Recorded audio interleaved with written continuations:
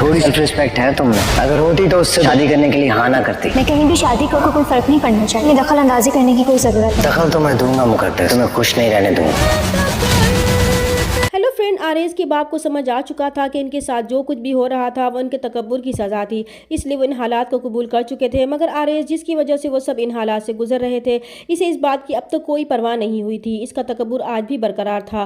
वो इन दोनों बहन भाई को अपनी ज़िंदगी में खुश देकर बर्दाश्त नहीं कर पा रहा था कि जो लोग इनसे आँख उठाकर बात तक नहीं करते थे, आज वही इन्हें आँखें दिखा रहे थे।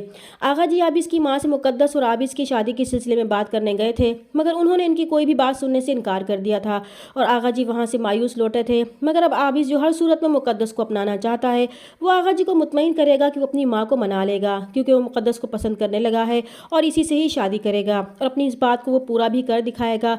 जल्द ही एक बार फिर आबिस और मुकद्दस का निकाह तय हो जाएगा और इनकी शादी के हंगामे शुरू हो जाएंगे। मगर आरए से ये सब बर्दाश्त नहीं होगा कि मुकद्दस की शादी आबिस से हो, इसलिए वो मुकद्दस की यूनिवर्सिटी में जाकर इसे डराएगा और फिर इस पर तंज करेगा कि अगर इसके अंदर थोड़ी सी भी सेल्फ रिस्पेक्ट होती तो इस आबिस से शादी के लिए हाँ ना करती। मगर मुकद्दस इस बार इसे डरने के बजाय इसके मुंह पर जवाब देगी कि वो जिससे भी शादी करे ये इसकी मर्जी है और इसे इस बात से फर्क नहीं पड़ना चाहिए कि वो किससे शादी कर रही है, क्योंकि वो अपना अच्छा बुरा अच्छी तरह समझती है, इसलिए इसे इसकी फिक्र करने की ज़रूरत नहीं है। फिर वो इसे वार्न करेगी कि आइंदा इसे इसकी यूनिवर्सिटी आने और इसकी ज़िंदगी में दखल देने की ज़रूरत नहीं है।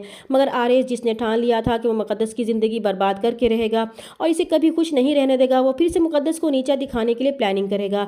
मुकद्दस की मायूं भी आ जाएगी और मुकद्दस बहुत खुश होगी, मगर वो नहीं जानती थी कि एक बार फिर आरएस की नज़र इसे लग चुकी है और फिर ऐन शादी वाले दिन वो आबिस को धमकी देकर बारात लाने से रोक देगा और फिर आगा जी के सामने अच्छा बनने की एक्टिंग करते हुए मुकद्दस से निकाह के लिए खुद को पेश करेगा और मजबूरन मुकद्दस को आगा जी का कहना मानते हुए आरएस से निकाह करना पड़ेगा। मगर वो अच्छी तरह समझ चुकी थी कि ये सब किया धरा आरएस का है, क्योंकि आरएस इसे फतमंदाना निगाहों से देखेगा कि इसके ना चाहने के बावजूद इसकी शादी इससे हो गई थी। इधर आरएस की कज़न जो आरएस से मोहब्बत करती है, वो इसे रोकने की बहुत कोशिश करेगी, मगर वो इसे साफ जवाब देगा कि वो इससे मोहब्बत नहीं करता और ना ही शादी करना चाहता है। और आरएस के इस जवाब से वो बहुत रोएगी कि जिस लड़की से वो नफरत करता था, इसी के लिए आज उसने इसे ठुकरा दिया था।